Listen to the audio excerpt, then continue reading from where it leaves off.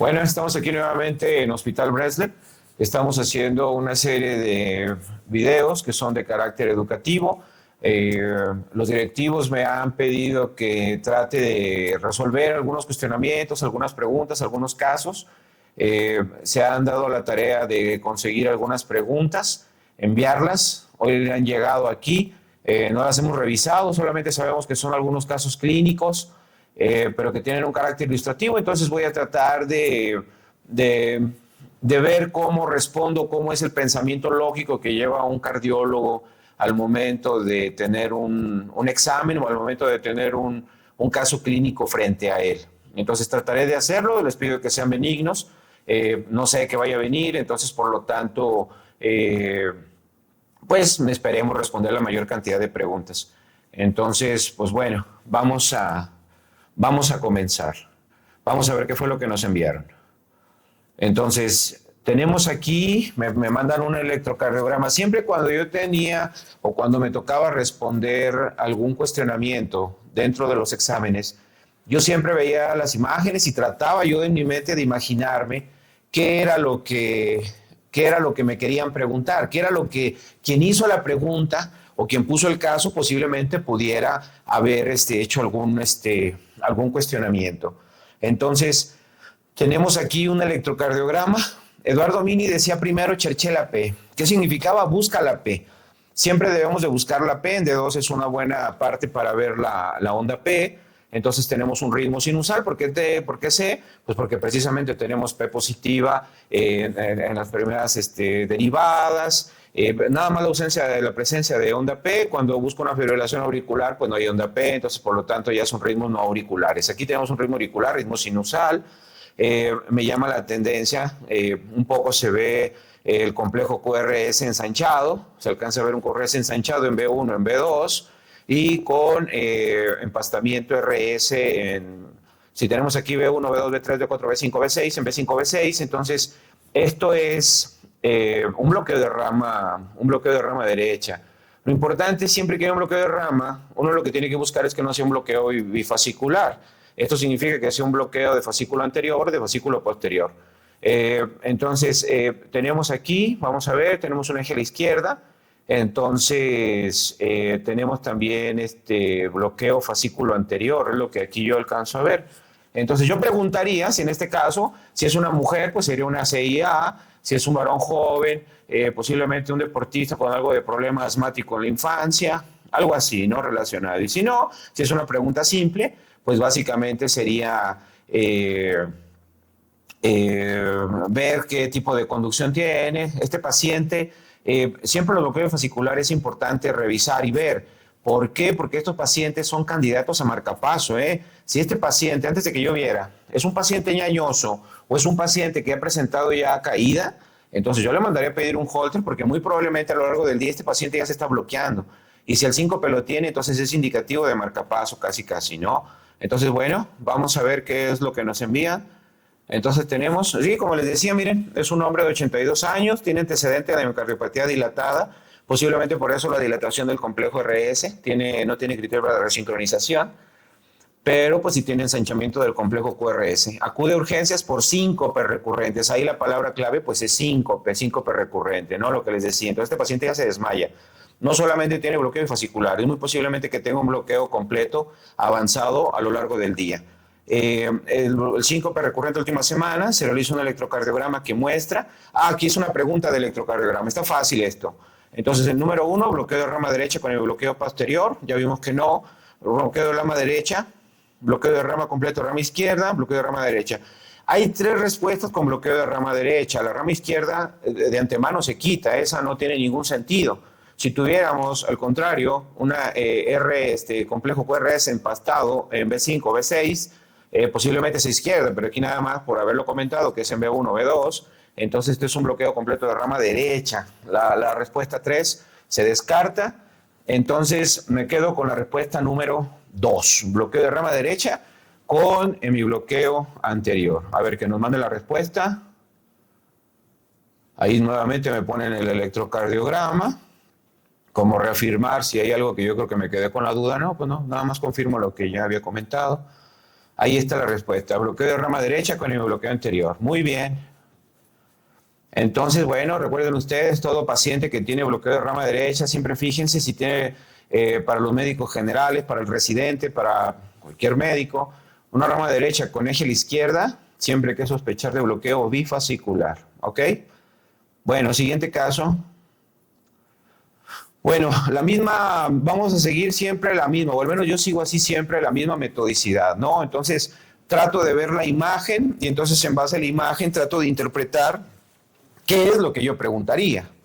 Entonces, tengo esta imagen, esta es imagen de un estudio que nosotros aquí hacemos con mucha frecuencia, por eso estoy muy relacionado con el mismo. Esto es un mapa, un monitoreo ambulatorio de presión arterial. Aquí nos dan los puntos máximos, los mínimos, en base cuando uno le mete el signo, el género de la persona, la edad de la misma, nos dan un valor, ¿verdad? Entre máximos y mínimos tiene que ser esto menor de 140/90 para que siga la guía. Y nos pone ahí por eso estas dos líneas que están aquí o esta parte que está aquí entre estos dos lados. Este es el rango que se considera normal para esta persona.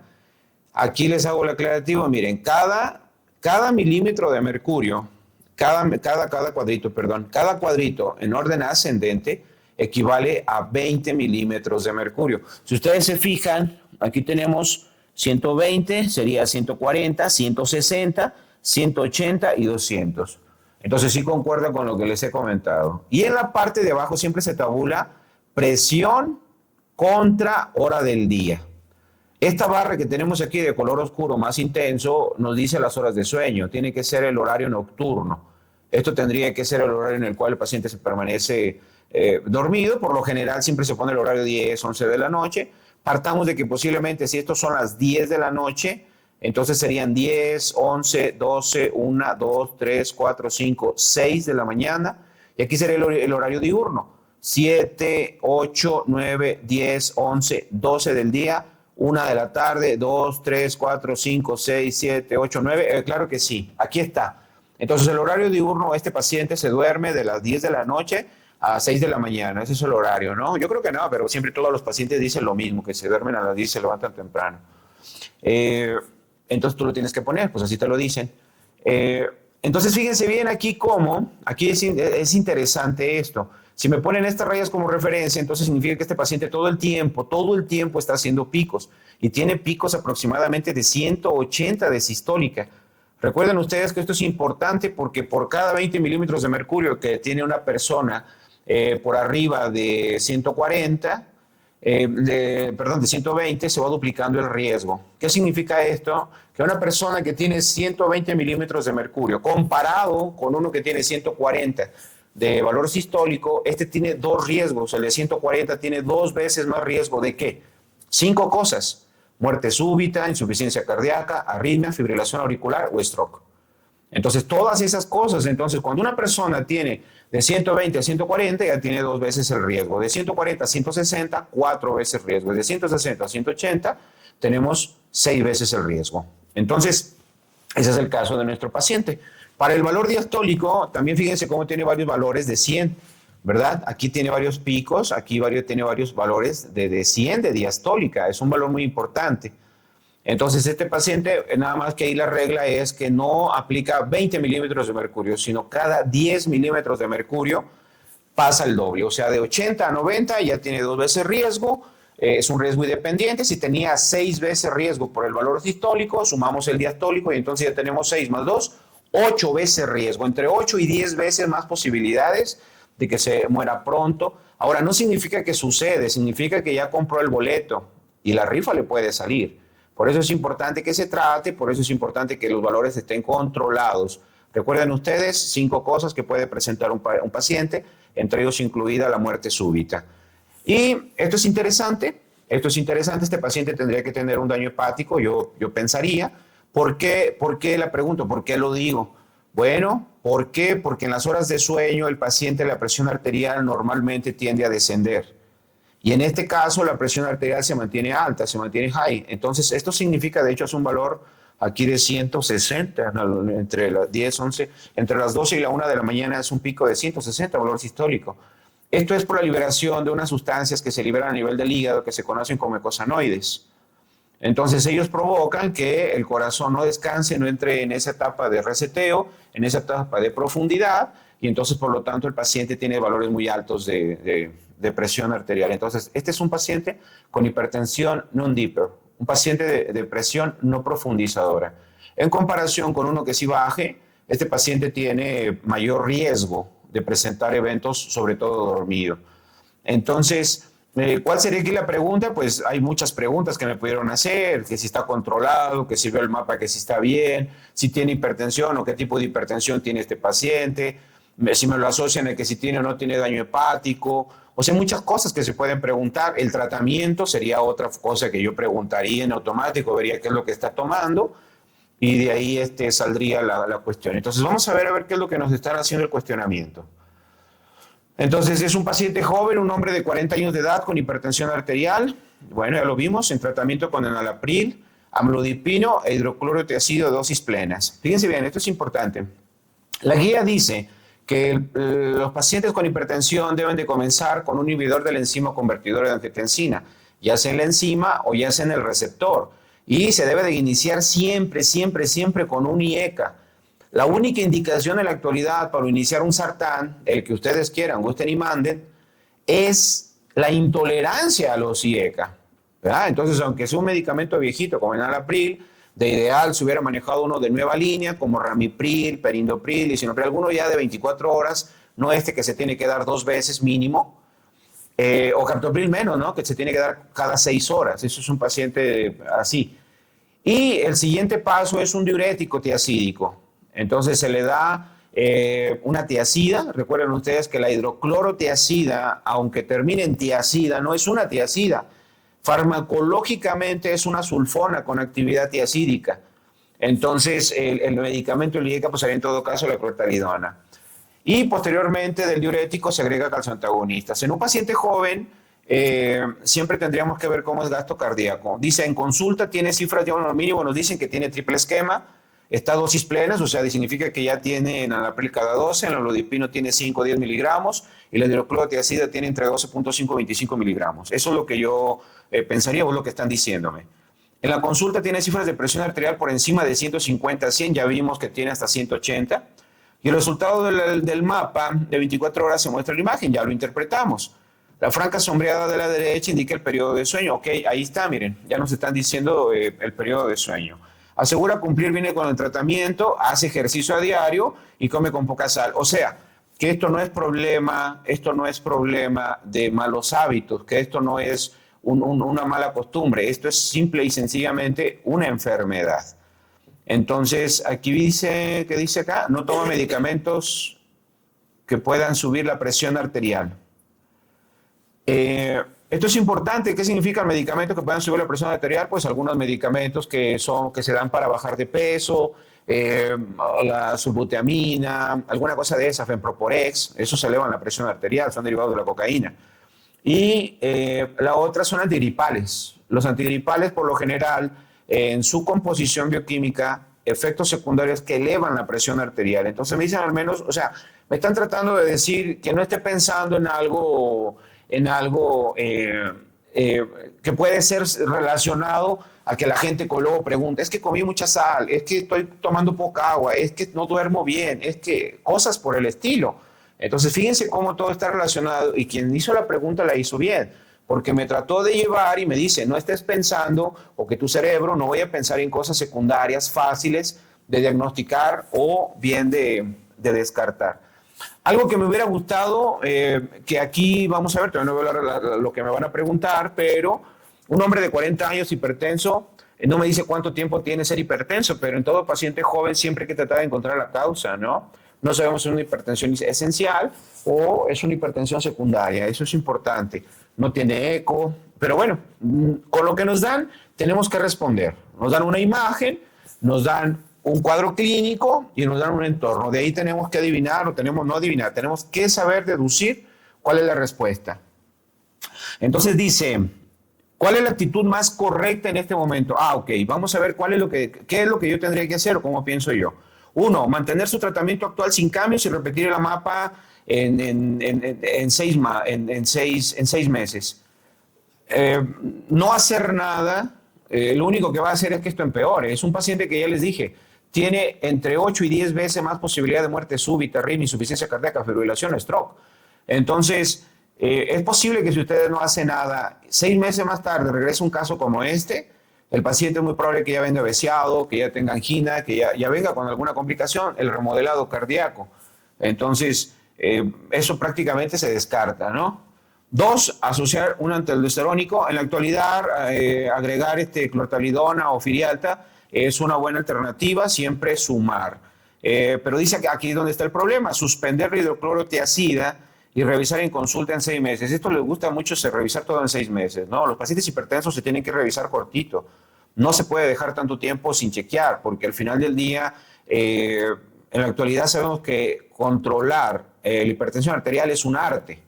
¿A qué me refiero? Pues tienes que hacer la valoración. Hay un caso que les voy a poner, voy a hacer una revisión de un paciente hipertenso y les voy a subir para que vean qué es lo que se tiene que revisar en un paciente hipertenso.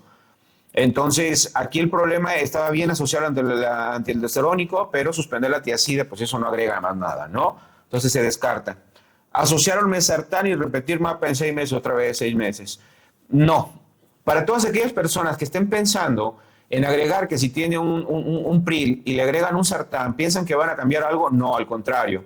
El estudio en Target ya demostró que los pacientes que tienen un inhibidor de la enzima y luego usted le agrega inhibidor del receptor, lo único que va a hacer es que va a deshidratar la nefrona, va a provocar un efecto secundario. Asociar dos del mismo medicamento, del mismo grupo farmacológico o con el mismo mecanismo de acción o simil, lo único que va a provocar es que los pacientes hagan efectos colaterales. Entonces, la colateralidad misma, eso es lo que hace que nosotros no recomendemos. Aquí yo lo he visto muchas veces. Viene una persona con un PRIL más un sartán, lo primero que hago es cambiar, quitar esa duplicidad, porque sé que en el corto tiempo ese paciente va a comenzar con efectos colaterales. Entonces la descartamos esa. 4, plantear estudio para descartar causas de hipertensión secundaria. Esta suena muy razonable. Parece ser que el paciente no lo han estudiado. Recuerden ustedes que solamente existe un 5% de posibilidades de hipertensión secundaria, de que tenga estenosis de la nefrona, de la arteria aferente de la renal, de que tenga un tumor fuera de las suprarrenales, causas que se pueden buscar, ¿no? Y dice asociar un cuarto fármaco. Esta es la respuesta correcta sin temor a equivocarme. Entonces, en un paciente joven, buscar causa secundaria. De 100 pacientes, 5 vamos a tener algo que resolverle, abrirle la arteria, encontrar el tumor, cortarlo y que el paciente se cure. Vale la pena investigar, vale la pena invertir en pacientes así, porque estaríamos hablando que son de los casos de las personas que se pueden curar. Vamos a ver qué fue y agregar, nunca quitar o cambiar, ¿de acuerdo? Se agrega. Aquí hubiera podido ser un beta bloqueo, no me están diciendo, para un paciente joven a mí me hubiera gustado que me hubieran dicho si es de gasto cardíaco alto, porque si es de gasto cardíaco alto, el tratamiento de primera línea es un beta bloqueante. Si van a utilizar beta bloqueador como metoprolol, les recuerdo que tiene que ser succinato de metoprolol, no tartrato como el que dan en la empresa pública. Eso no sirve, decía mi profesor, eso untado y tomado da lo mismo. Si se da metoprolol, tiene que ser succinato de metoprolol. Recuerden ustedes que es el mecanismo de acción, es el que verdaderamente tiene efectos. Buscar que no tenga problema de obstrucción de arterias en las piernas, es la contraindicación o problema pulmonar, o váyanse a un cardioselectivo, ¿no? Como puede ser, en caso bisoprolol, algún otro medicamento que sea cardioselectivo. Se van a quitar muchos problemas. Vamos a ver la respuesta, vamos a ver si estoy de acuerdo o quien lo mandó el examen posiblemente piensa diferente a como yo pienso. No, ahí está. Plantear estudio para descartar causa de hipertensión secundaria y asociar un cuarto fármaco. Perfecto. Último caso de esta ronda.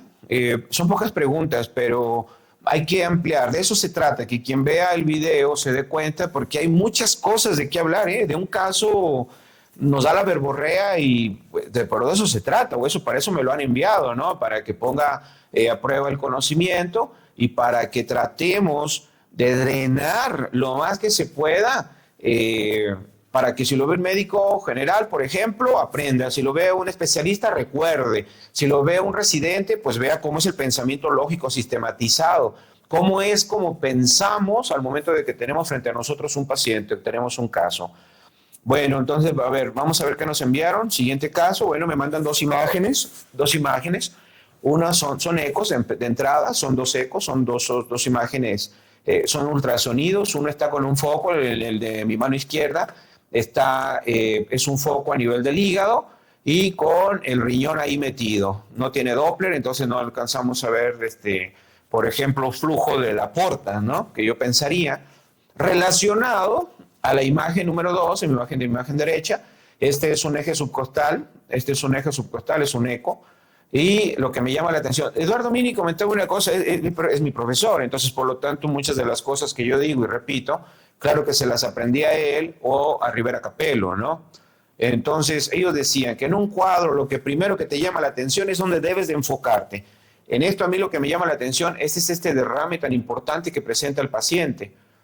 Entonces, ¿cuáles son las posibilidades? Bueno, pues a lo mejor causas, tamponade cardíaco, ¿qué más pueden decirlo? Si es un paciente con fiebre, bueno, pues ya me iría yo más por algo infeccioso, pero yo creo que más bien por ahí está relacionado, ¿no? O esto es un caso de un paciente renal, simplemente.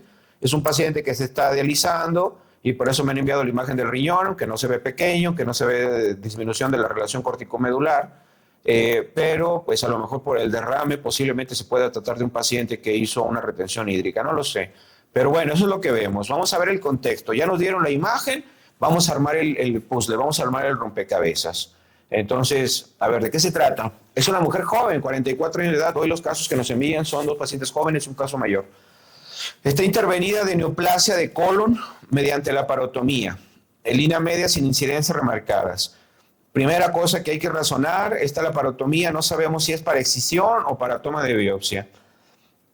Al cabo de unas horas de posoperatoria, no dicen cuántas, nada más dicen unas horas, yo quiero pensar entre 4 y 6 más o menos, presenta de forma progresiva mal estado general, intranquilidad, disconfort. O sea, para este punto ya le hablaron a la enfermera, se empezó a sentir mal, disconfort, simplemente siente una incomodidad, ¿no? No hay otro dato, no refieren dolor como tal, no hay dolor, solamente que está intranquila. No nos dicen tampoco si tiene reacción adrenérgica, parece que se va de poco a más. Entonces dice, en el momento de su exploración, aquí ya le hablaron al médico, tiene buen estado de conciencia. Neurológicamente significa que la persona reconoce tiempo, espacio y lugar. Está febril, esto es importante, pero sudorosa, taquicárdica, tiene reacción adrenérgica esta persona.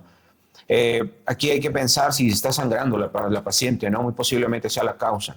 Hay dos causas aquí que yo pensaría por cuál está sudorosa y por qué está taquicárdica. Una, porque la paciente está sangrando, algo se rompió adentro y está sangrando. O número dos, por un efecto paraneoplásico. Si movilizaron ese tumor, los tumores luego segregan una cantidad importante de serotonina y histamina, hacen un flush, se ponen todos rojos, colorados y empiezan a sudar, taquicardizan demasiado. En alguna ocasión, en el 1 de octubre, entré yo a cuidar a un paciente con un tumor en pulmón. Ese tumor no se debió mover. Pero sin embargo, Spitia, la doctora Spitia, que era la encargada la jefa de neumología, dijo que ese caso era alto muy llamativo porque no había incidencia, no teníamos reportado, si iba a ser el primer caso reportado en México. Y entramos y me acuerdo bien que cuando los cirujanos movilizaron, el paciente hizo un paraneoplásico y nunca lo sacamos. Desafortunadamente falleció. Entonces se quedan cosas que se quedan grabadas.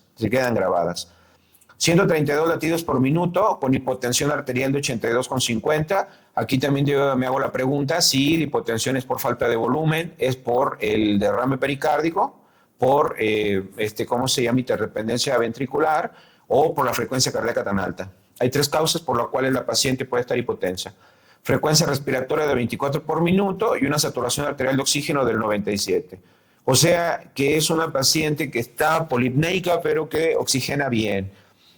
Entonces, es importante ese dato, me lo están poniendo por algo ahí.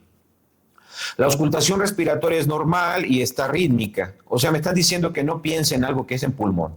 No debería de pensarlo, realmente no tengo alguna causa para pensar, pero bueno, quien lo hace me hace el aclarativo. La palpación abdominal es algo dolorosa.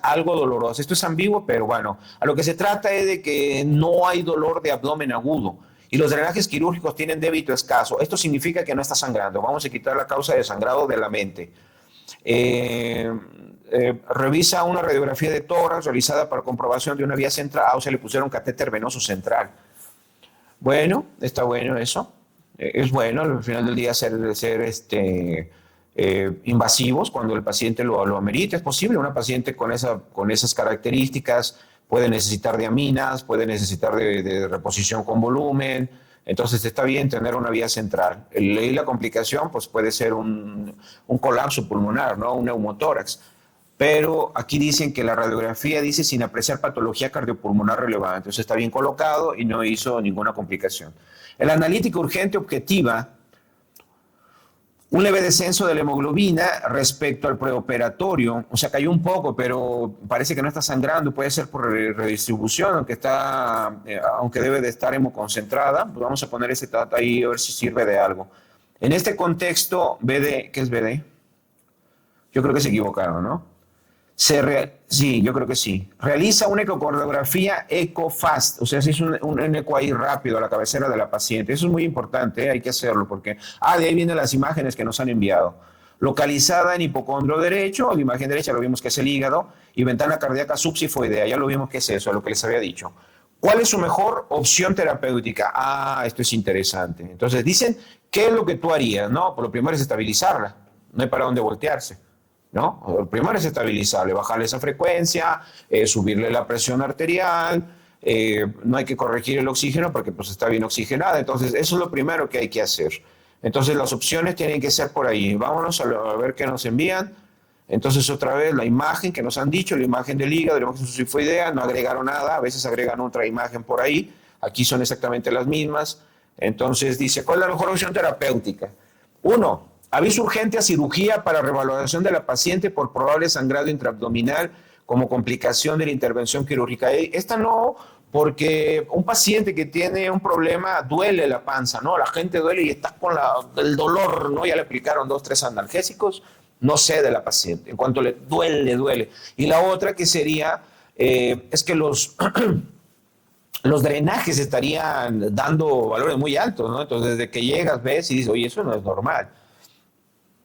Por una laparotomía son sangrados mínimos. 2, oxígeno a alto débito. ¿El oxígeno para qué? Nos han dicho que la paciente tiene saturación de 97. Esto es importante. El oxígeno no tiene indicación, a menos de calmar la conciencia del médico y de la enfermera. Esto solamente pasa en House, pasa en Anatomía de Grey, cosas que pasan en la televisión. En la vida real no se aplica oxígeno a menos que el paciente tenga un déficit de menos del 90% por saturación periférica o mejor en central. Y revisar que si le va a poner el pulsioxímetro el paciente no tenga las manos frías. Porque recuerden ustedes que el pulsioxímetro no mide un gas, ¿no? Es ilógico pensar que un aparatito de ese tenga la capacidad de medir un gas. Mide citometría de flujo. Entonces, por lo tanto, a mayor velocidad, mayor concentración. Lo hace bajo ese algoritmo. Entonces, una mano fría o congelada, en la paciente hipotensa, es posible que le dé un valor sesgado. Sin embargo, aquí nos han dicho que tiene una saturación. No nos dicen si por oximetría o por gasometría. Pero creamos, tiene 97 de oxígeno. Entonces, ¿qué le van a poner oxígeno? Si se administra oxígeno a una paciente así, solamente crean vasoconstricción en las arterias coronarias y en las arterias cerebrales. Entonces, causa más problema. Nada más por eso se descarta. Sin embargo, lo que sigue es soloterapia intensiva, y yo estoy de acuerdo. Iniciar noradrenalina endovenosa y antibiótico-terapia por sospecha de sepsis. No tiene fiebre, no me reportan leucocitos y aparte es muy poco tiempo para pensar en un proceso séptico. Entonces, sepsis se descarta. Iniciar noradrenalina, en ese orden, primero yo mucho suero, mucho fluido por el central, ya tengo un central, primero expansor de plasma, Harman y posteriormente gelafundina, alguna cosa de esas. Y posteriormente ya el vasopresor. Aquí utilizan mucho, es una moda, no sé por qué, pero aquí no hacen restitución primero hídrica, entran de entrada, luego con arginina, vasopresina. Entonces, yo he visto los casos de los pacientes, algún caso que nos pasó en el MAC, el médico ya tenía la vasopresina a dosis tope, en unas resistencias de 8,000 dinas, resistencia sistémica de la paciente con manos negras, ¿no? Pero el doctor sin haber hecho restitución, sin haber hecho transfusión de la paciente. Esa paciente estaba sangrando, tenía una hemoglobina de 4, pero la tenían con la vasopresora todo lo que daba, ¿no? Entonces, recuerden ustedes, primero va a suero, primero va a las soluciones, cristaloide, expansor de plasma, posteriormente ya el vasopresor. Siempre guíense si tienen un central, bueno, pues ahí tienen una forma de cómo hacer mediciones muy, muy objetivas. 3, pericardiocentesis ecoguiada y en función del resultado revisar posteriormente la causa del posible derrame pericárdico. Muy bien, hasta ahorita yo creo que esa es una medida importante. La pericardiocentesis, fíjense cómo nos enfocamos, que la paciente está chocada y demás, pero el derrame pericárdico puede ser el causante de todo esto.